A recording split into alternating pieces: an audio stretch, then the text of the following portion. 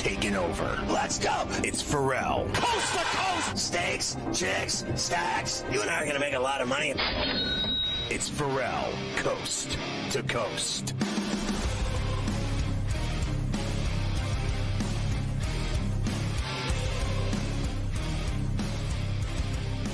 It's Ferrall on the bench, coast to coast, in the biggest way possible. Hanging out the bad seed, the Brooklyn, the bad apple with a bad attitude. We are live in New York City, the Big Apple. Ooh. People dressed in plastic bags, direct from traffic, some kind of fashion shake it up should do be. Along with the Tutty and Tater King himself, the founder of the LC podcast, the rights holder of the Sheet of Integrity, and the Put It With the Golf guru, particularly during Masters Week. It's Carver High this afternoon, ladies. Mafia running it with Luke. I am your father. The rundown on a terrible towel Tuesday. We've got a double shot with Morency from British Columbia. And we have Mike DeCourcy. We also have the sportsbook consigliere Dave Sharapan today on the show. So it is all happening. Even a slice of Smiley, I believe, in the midst of all this chaos. Well, we watched it last night, Mike. I hate to be right, but the Gators got it done. I think I said to you and Coach, they win championships and Houston doesn't. And that's 6 times now they've gone and lost in the championship. And that's another banner for the folks in Gainesville. Number 3, they won in 06, 07, and they win in 25. And they get it done by 2, laying 1 and a hook. Either would have covered. They got it done. They led for what, a minute 8 in the game? That was it. They basically got their ass beat the whole game. And there was, bottom line, a massive, crazy disparity in fouls. First half 4, second half, I believe 25 fouls were called. But when it mattered most, they made the stops. The last 2 possessions for Houston were disastrous, and the Gators are champs. Yeah, happy, of course, Tuesday for us here on Coast to Coast. The funny part was I didn't like that. 4 fouls in the first half and then calling the game completely differently in the second half. I got a problem with that. Either call it the same way the whole night or don't. So I didn't like how the game kind of ruin flipped everything. They ruin after everything. halftime, but that's what refs do. They always ruin the games for you. Look, I think this was super impressive by Florida. I think we knew they were a very good team, but we were all kind of waiting around for, they're eventually not going to win one of these games. They kind of struggled and were down against UConn. They won the game. Texas Tech, they were down. Auburn, they were down. Now this Houston game, they were down. And they give them credit. I mean, they won every single one. They won. They came back and won. They got it every done. Single game, and they got it done. Clayton was awful in the first half. Hit some shots. Richard hit big shots, and they ended up getting it done. And Houston piked, just like Duke piked. Not as bad as Duke did on Saturday night, but Houston had. You could argue it was the same thing. You could absolutely. I think that Duke more had the. I feel like on Saturday night Duke more gave Houston the game than Florida did. I thought Florida took it. Last. I've had a little bit more of a feel of Florida. That's fair. They took it. And they were down 12. I think Houston was down 14. They were a little bit different. One was with 8 minutes left. The other one was kind of an entire second half, right? And the fact is, I just couldn't believe what I was watching. I really couldn't. They called so many fouls and the 2 technicals, it's weird. I think they had 10 fouls. I think Houston had 19 fouls, but then, you look at the free throw disparity, the bottom line is the Gators hit their free throws, and they had talked about how Houston had practiced all year so they wouldn't lose by free throws, but you could say they lost by free throws. They missed free throws. They shoot 60% from the line, and then I think Florida shot 81% or something from the line. I'm just doing it off the top of my head. Like, I watched the game like you did. I just saw him miss more free throws, and at the end of the day, they got. I thought that, frankly, I know this is going to sound crazy. I thought Florida was getting shafted by the calls, and I thought the texts were, for me, unnecessary. And then at the end of the day, they actually screwed Houston more on foul calls than they did Florida. So I was watching the game going, man, they are just giving Houston every call. But that wasn't the case. They got 19 fouls called against them. And, I mean, the bottom line, I don't know how many it was in the second half, but like I said, it was 25 fouls in the second half. At the end of the game, they had 19 of them to 10. So it was Houston that basically got screwed. But when I was watching it, you tell me, Mike, when you were watching that game, because we really didn't have bones in it, I bet on Florida, laid one. I didn't care. I hate Florida and everything my whole life. I didn't care. I wasn't rooting for Houston either in the game. I was just rooting for the game to be great, right? And I thought it was. But when you were watching the game, did you think they were getting shafted, or do you think Florida was? When you were watching it, and these refs and how badly they changed at halftime, who did you think was getting screwed? Look, I think that in the early portions of the second half, it seemed like there were a lot more calls on Florida. And I think it almost felt like after the 10-minute mark, they realized how egregious it was and started to make almost make-up call the other way. It felt like it kind of did feel that way going forward. As far as the free throws were, Florida I've got here is 17 of 21 and Houston 9 of 14. So Florida shot 81% from the line. Houston shot 64% from the line. And that'll do it for you every single time. That's enough to win by 2. That's enough to win by 2. And they absolutely got that done. So we will spend some time today saying goodbye to that. Florida wins a national championship. Right. How about this Michael Malone stuff? This is unbelievable. Last week of the regular season, Denver's got 3 games to go.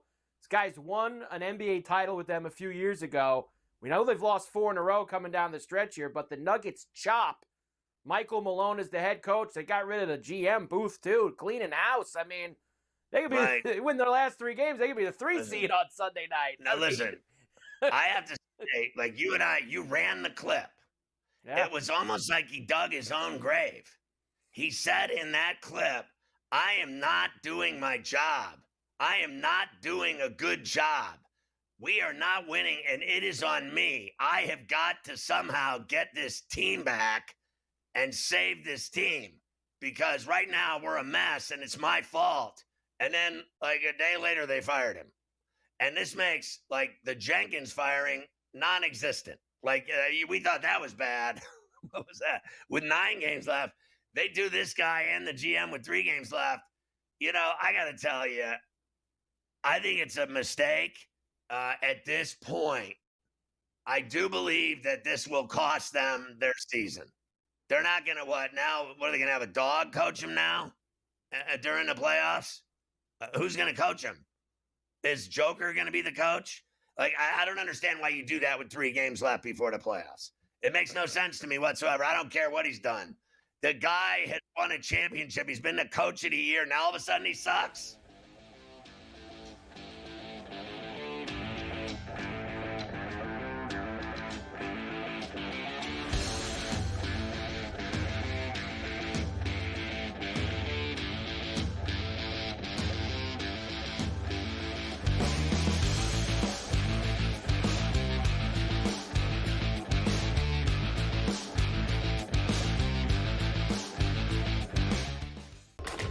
Enter into the magical world of McLuck.com, where even the smallest of spins can win real cash prizes. Adventure into over 1,000 of the best Vegas-style slot games. So what are you waiting for? Unlock your free welcome offer today. Join the fun where winners play and players win.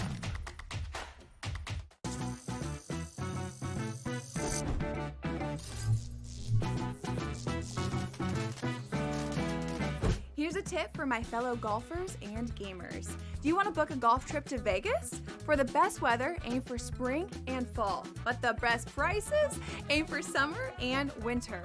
But if you're looking for that sweet spot, try June. You get the August prices without that scorching heat. See you in Las Vegas. Let's get lucky. The two guys that can do it all. Too much electricity this morning. This is a good time. We're having a lot of fun. I had to do a triple take. Ka-ching! Why? Because of parity. I didn't mean to offend. Yeah, it's not going to happen. Load management is a dirty word. Let him rip. You know what? Circumstances provide the results. What? How do you do this one? Oh, Donnie, you got such a good show there. A network that is booming. The Early Line, only on SportsGrid. These guys are barreling everything right now that are hitting well. Pitching is usually ahead of hitting this time of year, but torpedo bats is what we're reading about, Tom, and I think it's hilarious. Will the pitching be out in front, or are the bats actually this strong? So it's going to develop over the course of weeks. And again, if all teams have the ability to do so, be creative with it and get out there and use it. Game time decisions, only on SportsGrid.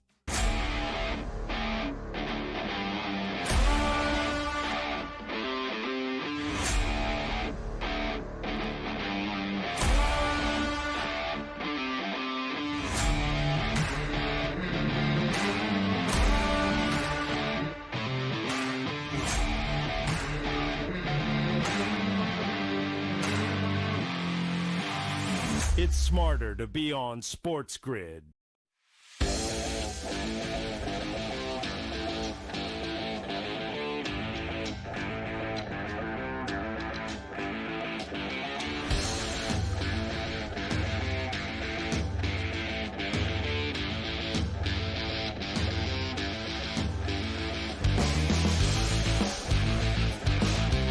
Catch Sports Rage weeknights at 10 Eastern on all of our TV and radio outlets. You catch Morency every day with us, double shot from Vancouver here on C2C. How did it go last night with the YouTube broadcast during the game, and what did you think of the game? Well, it was quite the game, wasn't it? I think last night, Scott, was a case in which a game doesn't have to be high scoring to be entertaining. Right. It was an entertaining basketball game. It was competitive. It wasn't the prettiest game, but it was old school, right? I mean, that's what these championships used to be like, 60 to 58, 65, 63, etc. But I don't like to use this term very much, Scott, but I still can't believe Houston didn't win. They were the better team. Like, they did everything they had to do except in the final 2 minutes. They absolutely, I don't like to use the choke word, but there's no other way of saying it. Dude, they had like 5 empty possessions in a row at the end. And it was LJ Cryer. He just lost control, Scott. Absolutely lost control. There was an instance, they were up by 3. They were up by 2 or 3. They could have got another lead. I don't know if you remember, he stepped on the baseline. Yeah. And there was no one under the basket either. It looked like he was going to score. He steps on the baseline out of bounds. Unforced error. Next possession, he goes down and he finds himself lost under the paint. And he just sort of he tries to pass the ball to nobody. He tried an incredibly hard, sort of one-handed sort of shot once in traffic. Then the other kid kicked the ball out of bounds going down the court, Scott. Yeah. And then they double dribble. They don't get the 3-point shot off. I mean, there's no other way of saying this besides, guys, like, you lost. They didn't win. You lost. And you talked about the free throws. You only missed 5 of them. Well, you lost by 2. They only missed 3 of them. You know what I mean? They only missed 3. You lost 5. They made them. You didn't. Yeah. It's like you had the game. Like, what did you think of the refs?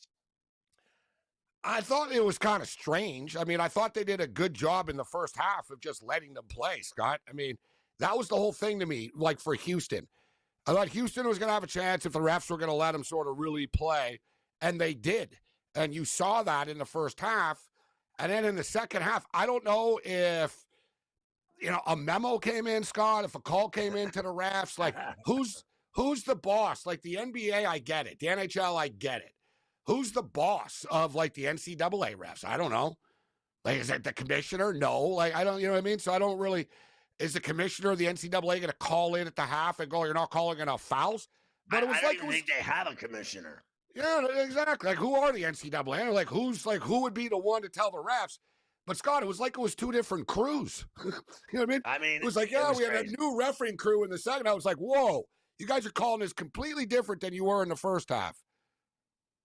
Well, people have said that. I've seen both sides of it. Like, people have said, games can be different in each half, and calls can be different in each half, and they were. The first half, they let them play. The second half, when the title was on the line, they didn't. It got real sticky. They called everything. I mean, it went from 4 to 25 calls. Oh, it was wild. It was wild how the game changed. And then, listen, the pace picked up, would actually help Florida as well once things started to get more chaotic. But, like, really, Scott, if you look back on it, I mean, Florida missed a lot of shots. Like, even with the game on the line, Houston had numerous opportunities to finish them off. They were up 60-57, man. Right? You got outscored 8-3 in the last 11 points of the game. It was actually whatever, dude. It was deja vu all over again, Scott. Houston had what happened to them, what happened to Duke, bro. Like, you know what I mean? I had, like, so Duke I were said up. yesterday, It was like, what the hell happened? It was the same thing. I said yesterday that it reminded me of the USA hockey team in 1980. They had to still go play another game. I think Houston, I said yesterday, I go, they think they've won the title because they beat Duke, but they still have to play a really good team. And I said, that's a team that wins titles, and they're a team that doesn't. And they still have to go get it done, and they didn't get it done. Yeah, but they didn't lose because of a Duke hangover. They lost because they got tight with a national championship on the line with a minute left. Fair enough, but they did get tight, and they did blow it. They beat Duke. You got to go finish the deal. Here's the deal. I'm telling you. So I'm at Indiana in 87. When they beat UNLV, they had no business beating UNLV. UNLV was the best team in the country, and Indiana beat them. They still had to go beat Syracuse, and they were down 13 with 3 minutes to go. They had no business winning because they thought they won the national championship when they beat UNLV, but they still got it done and beat Syracuse, came back and stunned them on the smart shot. Houston thought they won the title when they beat Duke. All they had to do was go handle their business, and they didn't. Yeah, but Florida are a damn good team, right? Listen, man, the NCAA tournament is the most random, non-sort of, like, you can win the NCAA tournament. No, you're not necessarily the best team. And almost every team that wins the NCAA tournament, for the most part, there's a lot of luck involved, right? Look when Virginia won the title. Dude, there were a couple of games, man. Like, they were tied with 1 second left, balls going out of bounds. Like, dramatic. Michigan winning in 1989. They won because of a bad call. Ramil Robinson hits a free throw. It's a 1-point game. It comes down to a shot or two, right? It comes down to a shot or two, and the kids on Houston just didn't have it. No one really wanted the ball late on Houston. Cryer was their guy, but he lost control. He was playing, it was Cryer against the world, and everybody on Houston sort of stood around and watched him play offense by himself for a couple of possessions. And then later, they kicked the ball out of bounds. And then, it was just too egregious not to get the shot off. You got 19 seconds. I mean, you had a lot of time, and the play was just bad. They had nothing called. I mean, Cryer was pinned back late. Like, whatever shot they were going to get off, it was going to be a bad-looking shot, right? Like, they didn't. I'm surprised he even got the ball to Sharp when he was trapped over by the sideline. I thought he was going to get jump ball, or I thought he was going to turn it over. I thought, it was a hairy pass, and then the guy blew he would have walked, so he went up with the ball, couldn't get the shot off, and dropped the ball. He couldn't touch it. I've seen that a million times playing basketball. You're not allowed to touch the ball. So I thought he should have touched the ball, though, right after to stop the clock. Nah, they would have been screwed. Their last two possessions were ass. They were really bad.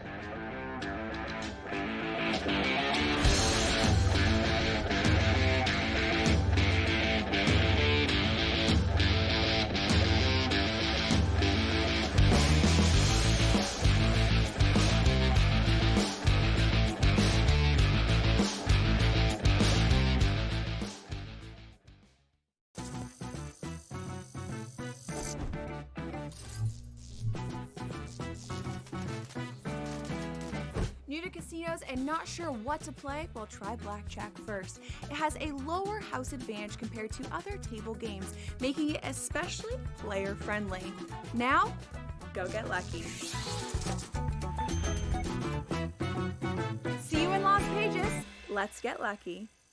Anyone that's been to a sporting event, the atmosphere before a game, I think Game Time Decisions has that same exact atmosphere. This is our arena.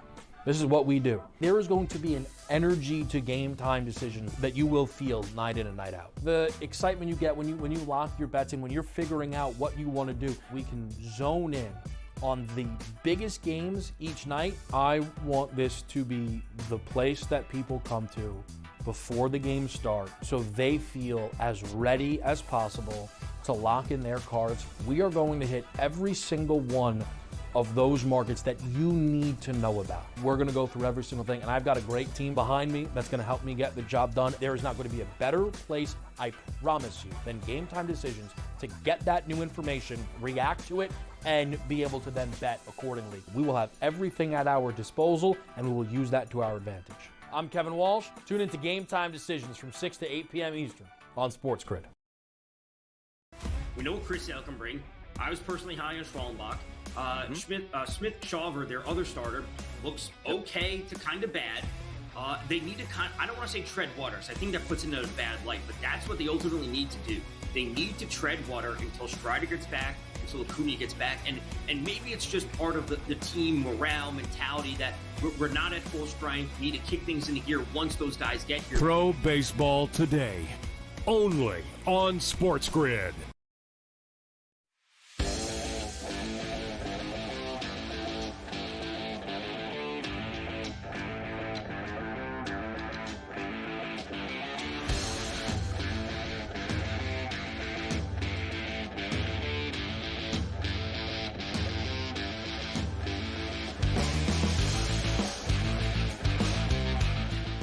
We're talking to Morency. You can catch Sports Rage every night at 10 Eastern. And I have to ask you what you thought of the bloodletting in Denver today with Malone and the GM getting fired, and then your thoughts on these two big games tonight, Boston and the Knicks at the Garden.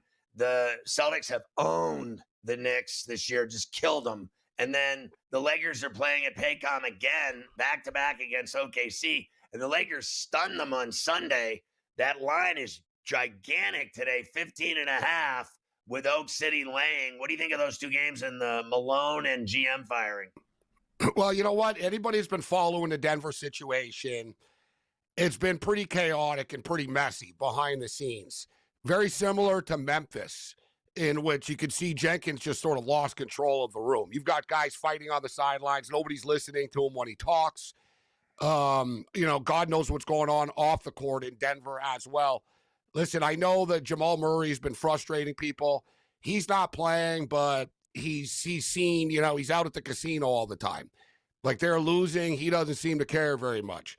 Jokic is doing his thing, and it's like an insane asylum around him. You saw multiple players. Like, it's been constant. These guys are chirping and chirping and chirping on the bench. And listen, Malone is sort of like I don't know, he's kind of like a Tortorella type, right? I mean, is there a more sort of over-the-top NBA coach than Malone? As crazy as it sounds, Scott, it's strange. Like, you got rid of the GM as well. I don't really have a problem with it now, in the sense that if they knew, you know what, we're going to fire this guy, like we got to make changes in the offseason, why waste the playoffs, right? I mean, clearly, I do believe, Scott, that, and I don't know, I can't speak for Denver Nugget players, but the relationship was lost, right? It's gotten to the point where they weren't listening to him. They've tuned him out. They're fighting with each other. You need some sort of, like, if they were just going to fizzle out in the playoffs the way things were going right now. Maybe they got a shot in the arm. It's Adelman's son, Rick Adelman's kid. I was like, Adelman, what the hell? Is this guy like 100 years old? But it's his son. Is that who's going to coach him? Yeah, he's an assistant on the team, former head coach Rick Adelman. It's his son that'll take over now. So I don't know, Scott, it's almost like, a college team getting that shot in the arm when a new coach going into the tournament or something. They weren't going to win the way things were going, bro. Like, they were getting into fist fights. Like, they're fighting in the room. They're fighting on the bench. as I stated, there's a lot of animosity between the players on that team. I'm not going to pretend that I'm in the room, but the Nuggets are sort of one team that I've heard a lot of things about this year of it's just constant behind the scenes with these guys. You know, this happens, Scott. You win a title, right? You got everything they could out of them, and now everybody sort of, gets a little bit of attitude. You saw with the Philadelphia Eagles even. The Eagles admitted, after they won that Super Bowl with Foles and stuff, they were like, man, we're not the same team anymore. We got a lot of Eagles in this room. And they had to reflush it, so to speak, and retool it. They're lucky Jokic isn't a complainer like everybody else in the NBA is, though, Scott, because this guy, you could argue that his career is suddenly getting wasted with a bunch of head cases on this basketball team. But I don't hate it, Scott. They were going to let him go anyways. They were going to lose anyways in the playoffs. So now maybe with a new voice, a guy that they don't hate in the room, maybe it gives them a shot in the arm, actually. I actually don't hate it for the Nuggets. All right, Lakers and Thunder tonight, Knicks and Celtics. Well, as you stated, the Knicks, struggle obviously against these top-tier teams. This point spread almost feels like a trap, doesn't it? I'm going to have to go with the Boston Celtics here, Scott. So I'll take the plus one. Knicks -1. Yeah, it was too, right? I'm like, really? What am I missing here? Who's not playing for Boston? They seem to have everybody. So it's early in the day in the NBA still. And the Lakers getting 15.5 tonight. Man, that's a lot of points, Scott. But once again, so who's not playing for the Lakers? And I guess there's LeBron and Luka are both supposedly playing, and Austin Reeves is playing tonight. So why wouldn't we take the 15.5 points? That's too many points. Right. I'll tell you this quick story. So I'm at the Knicks game the other night. I'm right by the benches and right under the basket, right? And I could see them in their timeouts. And Budenholzer literally on multiple occasions in that game had timeouts where he and his staff stood away from the team. They sat in the chairs and they were 10 feet away from him and never spoke one word to the team. They don't listen to that guy for 1 second. He's not even welcome in their huddle. 3 times I watched him do a timeout where he never spoke one word to the team. He's finished there. You want to learn about an NBA team, guys? Go sit behind a bench and watch what goes on during the game. You're bang on, Scott.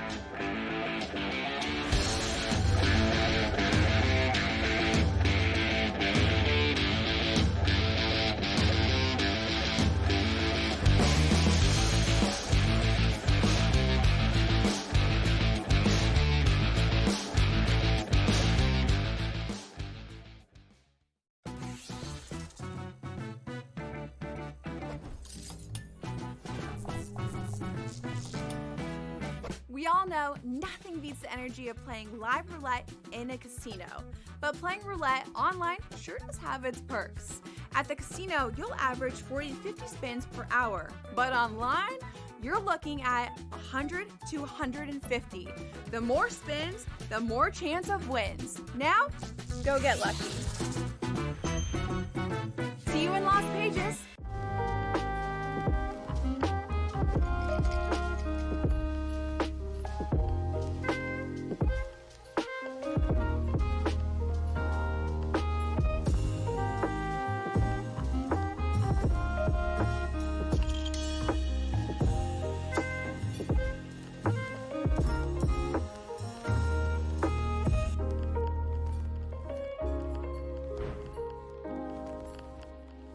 The game is on.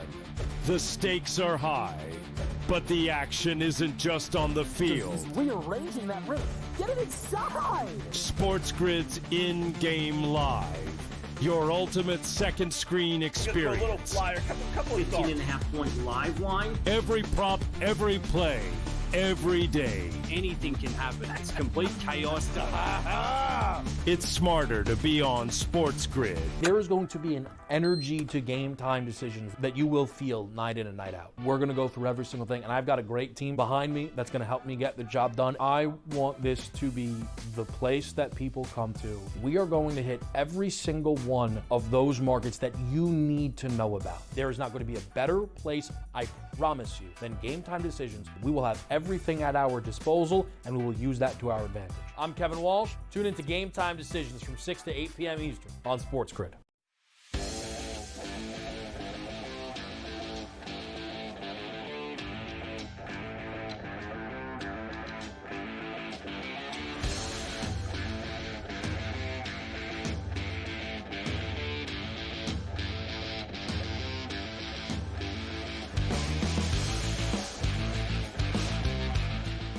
extraordinary coverage from Mike DeCourcy in San Antonio. Great columns. Great on our show last week, going into the weekend for the Final Four and the Alamo Dome. And then he was there, obviously, last night for that crazy game, that crazy finish. And you wrote about that last play, from the minute it started to how, bottom line is, the guy that was the MOP, the scorer, the guy that does all the buckets, was actually the guy that played the best defense and made the play to ruin it for Houston and Kelvin Sampson.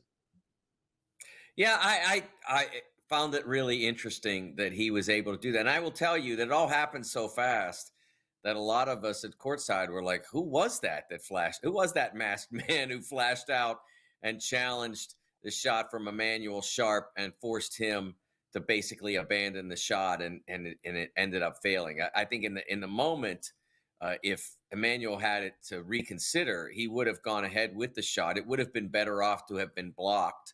It may have come back to him, may have gone out of bounds. Deciding to let go of the ball and let it fall to the floor, and therefore it would have been a violation if he had picked it up. That was the worst possible decision in that moment. But what Kelvin Sampson was disappointed in was that if Emmanuel Sharp had pump faked there, right, there's no way that he could that Clayton could have stayed in the play. It would have been an open shot for Sharp, and that was his disappointment there. But that's the nature of those last minutes, and it's also the nature of having the great players, Scott. When we went into the Final Four, we said the pros were at Duke, obviously, and then secondarily at Florida. And you saw the difference. After the game, about 45 minutes to an hour after the game, Kelvin Sampson stood with a lot of reporters surrounding him and talked about how his team was built to win this tournament, how hard it is, but his team was built for it because how together they were and how mature they were and how tough they were. And he was right about all that. But they weren't built to win it because they weren't talented enough. That you just have to have better players. You can't win it with good college players. You win it with pros who are good college players. And I don't mean pros because everybody's getting paid now. I mean guys that are going to the NBA. They're going to be first-round picks. It's what won it for 4 decades now. And Houston did not have those guys. And Florida had 2 of them at least. Yes. Walter Clayton, fantastic player who the NBA scouts are starting to catch on to. And I think Thomas Houck he showed last night. I mean, he's a first-round guy. That finish he had, 12 minutes left, 12 and change. He gets fouled on the break and invents a twisting layup that would have been flattering to Julius Erving. Now, I'm not saying he's Julius Erving, but that play, Julius would have been proud to hang that one on the wall. It was like a backwards finger roll. Yeah, kind of. Yeah, exactly. I talked to him afterward. He had no idea what he'd done. He just was trying to get up there. But that's what the great players do. That's what the really gifted players do. They make plays that others can't conceive. And Thomas was a huge hero in the Texas Tech game. They're nowhere near last night's game if it weren't for his 3-pointers at the end of Texas Tech. Those 2 guys were the reason that they won it. And that's how it almost always works, Scott. It's just you have to have those guys. And interestingly, a year from now, Houston will have those players. They've got 2 McDonald's All-Americans coming in. One of them's a top 10 prospect. They'll have that talent, and they will lose Jaywan Roberts, and they'll lose LJ Cryer, but they will have back Francis. They will have back Sharp. It's still a really strong team, and now they're talented enough. A lot of people after last night's game were saying, well, this was his shot. No, it wasn't. Next year's the shot. Next year's when he's got the guys. We'll see if they come together in the same way that this team did, but they may not need to come to get quite as together as this team was because every now and then they'll have guys who can talent their way past it. Right. What about the Boozer twins going to Duke? Like, they're going to be better too. They might be better than they were with this team. They might. It's going to be harder, though, because Boozer is a terrific player. But Cooper Flagg was generational. And when one says generational, we don't really mean generational. We mean like maybe once a decade. And that's what Cooper is. I think that Boozer is fantastic. And he's going to be an excellent player. And they may be a better team. It depends on what they do at point guard. They weren't strong at point guard this year. They were passable. Sion James did a lot of good things, but you saw at the end the weakness there, why it mattered. He couldn't get the ball in bounds. He couldn't generate offense. They had to once again go Cooper Flagg too often one-on-one with Jawan Roberts. So we saw the weakness there. They've got to get better at that spot if they want to win this thing next year. I thought James had some sloppy moments in that game on Saturday that he looked lost. But let me ask you about, because during the game, I don't know if you caught it or not, but I was like responding to you as you were tweeting about the refs. And I was like, I don't know if you saw my tweet that my dog could ref this game better. Now, I don't want to insult anyone by name, but I don't understand. Like, what was your thoughts on the 4 fouls in the first half? That's impossible. And then in the second half, they called 25 fouls. Like, I was like, what is happening here? That was very poor. It was a very poorly officiated championship game. And one of the wonders of last night's game was that it superseded, that it rose above the terrible officiating in that game. 4 fouls in the first half was a joke. Look, it's not like it was in 2000 when you were allowed to do whatever, and Cincinnati took advantage of that. Michigan State took advantage of that. And I'm not condemning them because they played to the way the game was officiated 25 years ago. But you can't do those things now. And Houston plays a very rugged style of basketball, but not like that because they know they can't. But they don't ever play 20 minutes without fouling more than 3 times. It's just they can't. They're much too physical. I saw one illegal screen. I saw one illegal screen that looked like the guy's head was going to come off, and they didn't call it. And I knew right then where we were headed for that period. And honestly, in some ways, it was almost hypocritical to do that and then come back in the second half and call everything, and including several fouls that weren't committed. And I thought that, in particular, I thought official Doug Sermons had a terrible second half, and one of the calls that I thought were really poor. When Todd Golden lost it on it and probably went out of the coach's box or whatever, Sermons was right in front of me, 45, 50 feet away, and called a tech on him. And I know. I did not think that was a strong performance by him. The officials at the Final Four have to do better because the players and the teams are giving everything. How about the officials giving everything as well? How about they brag about, before the game, they brag about how many big games they've reffed, and then they go out and butcher that game. Like, I was like, I don't care how many times you've been in it. If you suck, you suck. It's that simple. I couldn't believe the techs that they were throwing, and I couldn't believe the second half. It was like I was watching an NBA game where they'll blow the whistle 7 million times in a regular season game, and I'm like, this is so boring. I'm going to bed. That's what I'm going to do. I'm going to go to bed. But it ended up being, at the end of the day, a fantastic finish, I thought. Like, here they came back. They stole the game. They got it done. They won their 3rd national championship. And once again, Houston fails. And you've done what now? Did you say 35 of them? This is my 35th, yes. And God, I heard from some people that I respect today saying that they thought the ending was kind of a dullard, but we never seen anything like it before. It was great. How can you be upset about unique? It was great, Mike. Great job.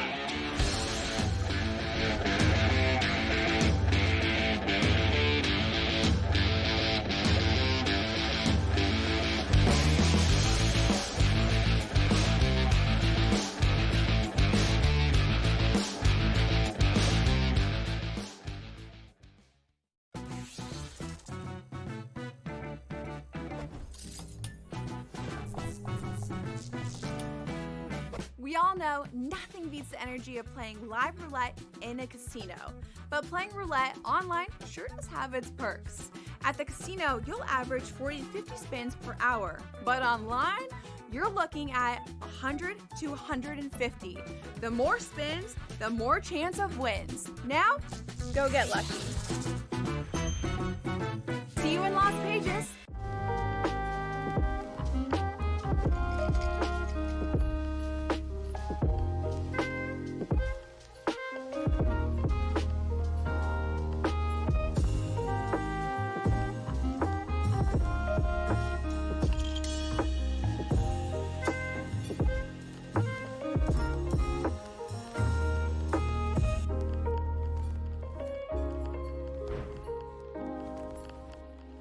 The game is on. The stakes are high. But the action isn't just on the field. He's rearranging that rim. Get it inside! SportsGrid's in-game live. Your ultimate second screen experience. A little flyer, couple of 15.5 points live line. Every prop, every play, every day. Anything can happen. It's complete chaos. It's smarter to be on SportsGrid. There is going to be an energy to game time decisions that you will feel night in and night out. We're going to go through every single thing, and I've got a great team behind me that's going to help me get the job done. I want this to be the place that people come to. We are going to hit every single one of those markets that you need to know about. There is not going to be a better place, I promise you, than Game Time Decisions. We will have everything at our disposal, and we will use that to our advantage. I'm Kevin Walsh. Tune into Game Time Decisions from 6 to 8 p.m. Eastern on SportsGrid.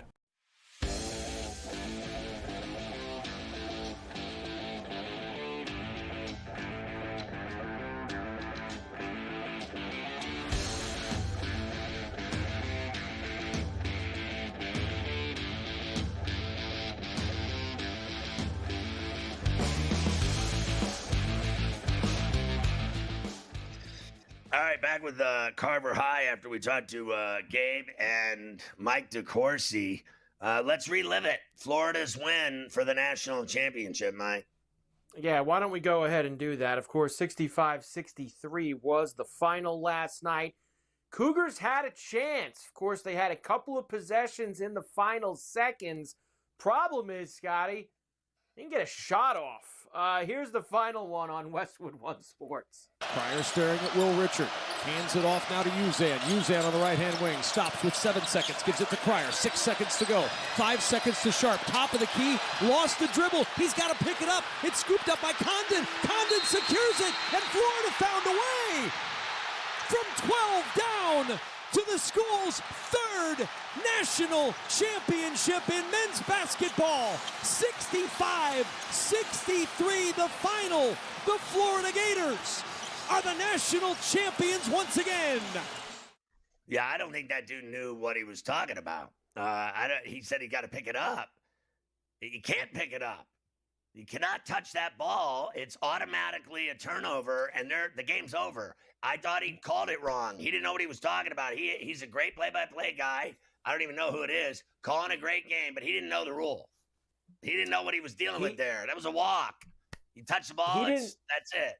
He didn't know the rule. I agree there in that spot, and that's Kugler who does Westwood One with the Final Four. I don't care who it is. But you know what I thought about it? There was one thing where maybe he should have, just for this. The clock's just running down. Like, at least if you touch it, it stops the clock and you could foul them with maybe 4 or 5 seconds left. And I know I'm trying to extend the game at that point as much as I can. If I think that's what Gabe said. Touch the ball, right, and then you're going to get 2 free throws. Yeah. Because there were already 25 fouls called. They were both in the double bonus. You're shooting 2, up 2. You make 1, it's automatic. You have to shoot a 3, full court pass inbounds. You make both, the game's over either way. I think in that moment the game was so intense, and it was such an F up moment to go up to shoot, couldn't shoot, and had to drop the ball, knowing I have seen it happen in games. I've been in games where it's happened all the time. That same defensive move to block a guy, and he's going up to shoot, and he knows he's not going to get the shot off, and he drops the ball and tries to avoid it being blocked, and he knows he can't touch it again. I've seen it happen a million times. I just haven't seen it in a, NCAA championship game in the last second. Yeah, it was a weird play, but the clock goes down and the Gators win it. Third national title for Florida. They only led for 1 minute and 4 seconds in the entire game, but they end up getting it done. Here is head coach Todd Golden on the turnaround in the second half. At halftime, just looking at the numbers, the only thing that really stood out that was a big issue was our turnovers. And I thought we had some uncharacteristic turnovers.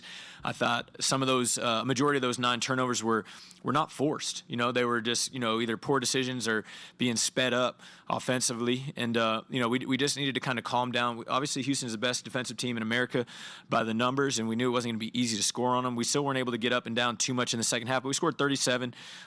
We were able to knock down our free throws, and we just took much better care of the basketball.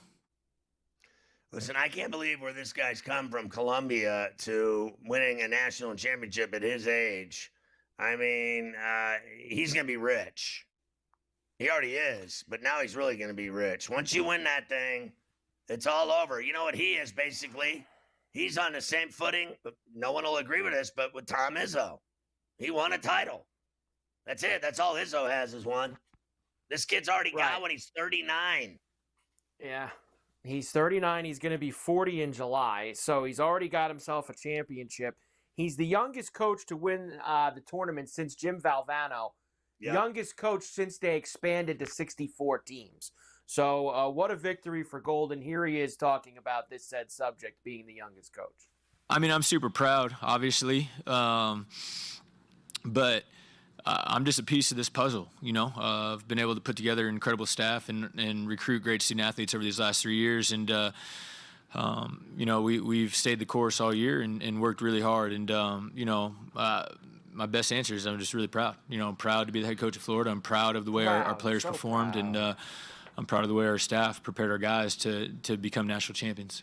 Listen, this guy was he's the youngest. B, he's Jewish. C, he was at Columbia. He was nobody.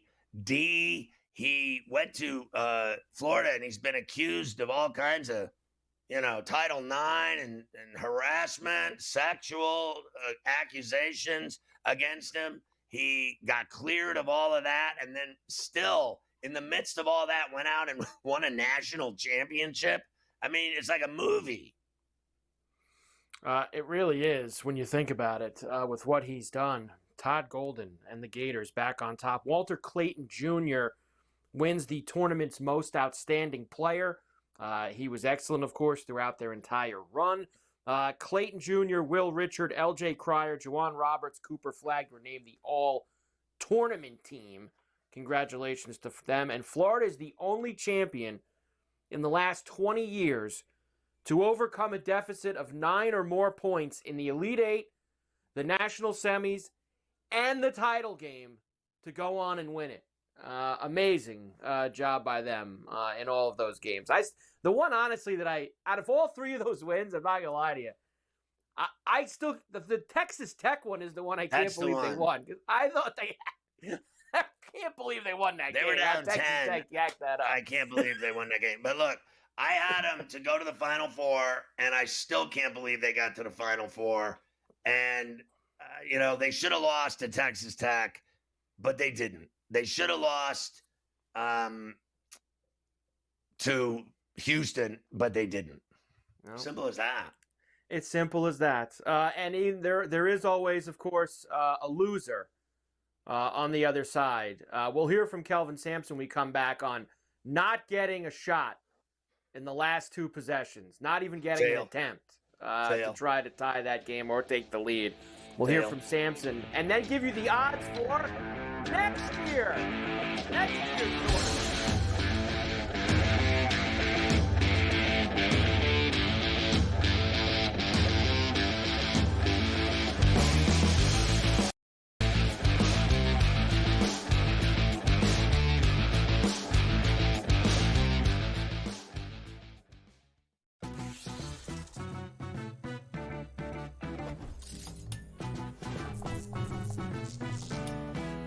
We all know nothing beats the energy of playing live roulette in a casino.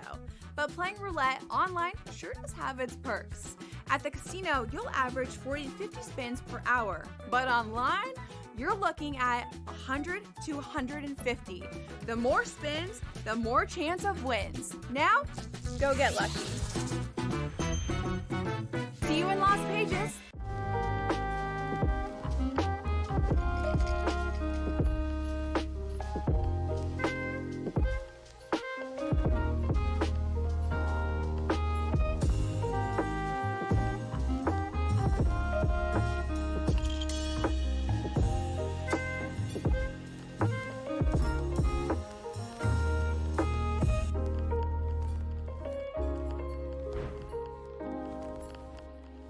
The game is on. The stakes are high. But the action isn't just on the field. He's rearranging that roof.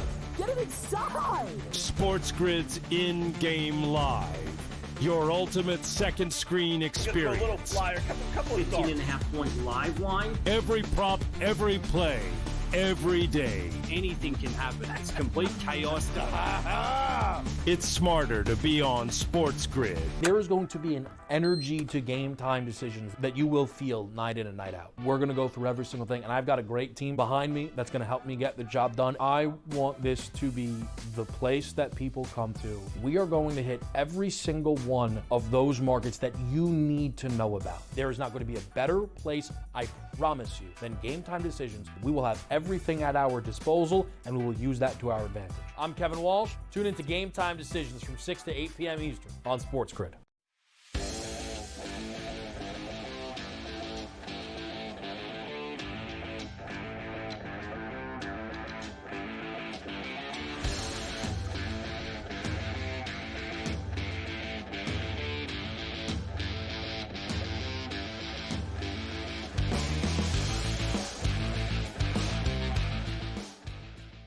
I'm still trying to figure out why, but we always like to hear from the losers.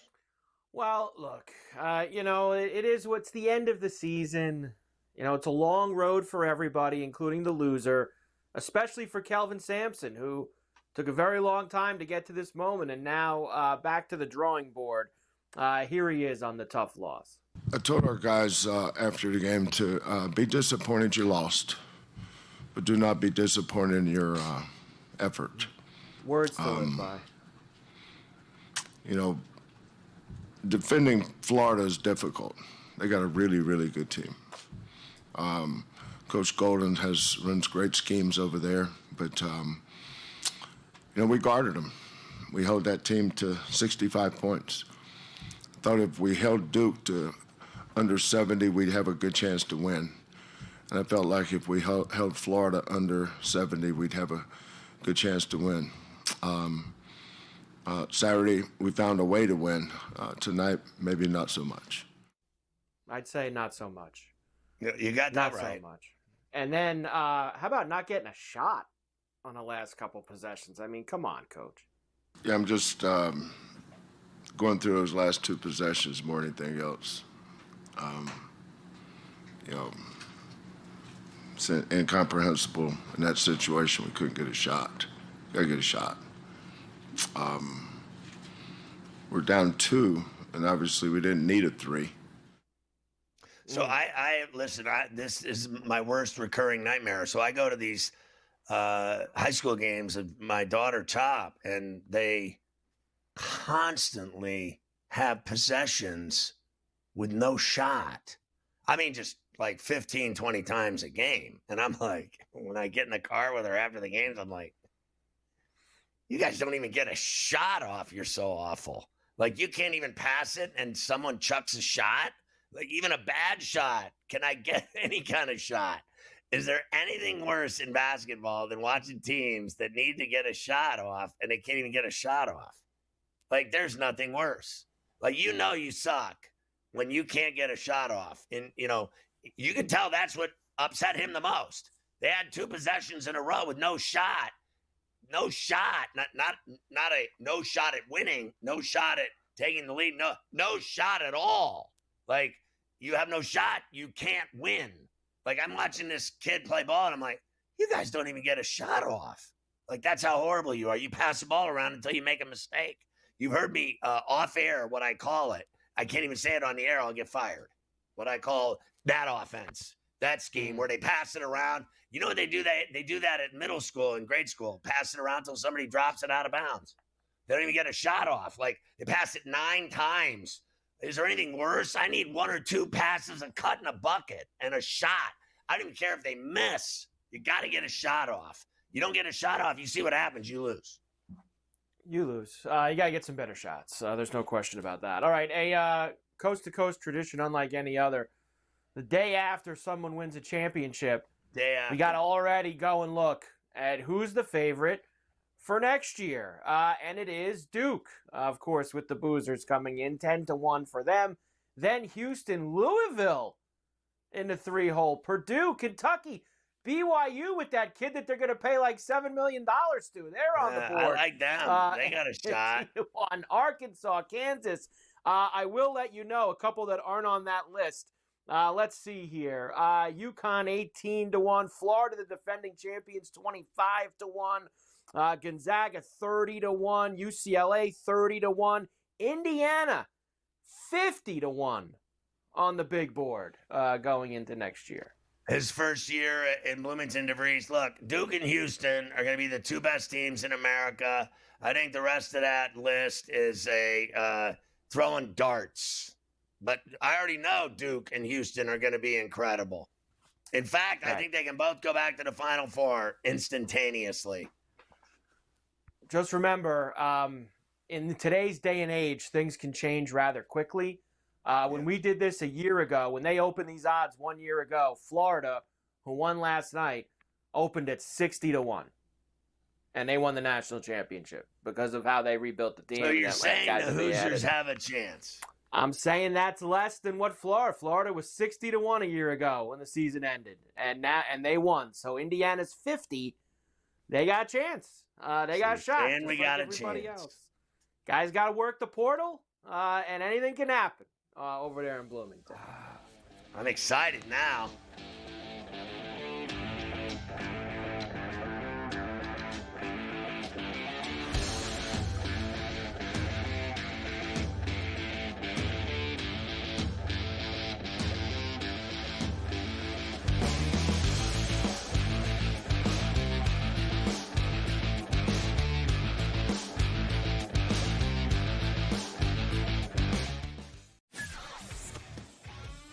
He'll never stop shooting a basketball the rest of his life. All he's going to do is become one of those old, famous ex-players that's in the Hall of Fame, that's a legend, that shows up at games, just like his dad did. His dad shows up at games. His dad was never as good as he is. And his brother is the lost soul. Like, they don't even care about his broke ass. This guy, Steph Curry, can play forever. Ferrall, coast to coast. Only on SportsGrid. Okay, what tools can you use to measure those things a bit? And that's where you have like force plates and 3D motion and launch monitors, things like that. But that's all just sort of like measuring what's happening. That doesn't necessarily explain why one guy's really good and another guy's not really good. And that's where there's still kind of like this ongoing, how do you like continue to do research to understand that better? And I think that's going to last well past my lifetime. The Smiley Show, only on SportsGrid. The game is on. The stakes are high. But the action isn't just on the field. He's rearranging that river. Get it inside! SportsGrid's in-game live. Your ultimate second screen experience. Just a little flyer, couple of 15.5 point live line. Every prop, every play, every day. Anything can happen. That's complete chaos. It's smarter to be on SportsGrid.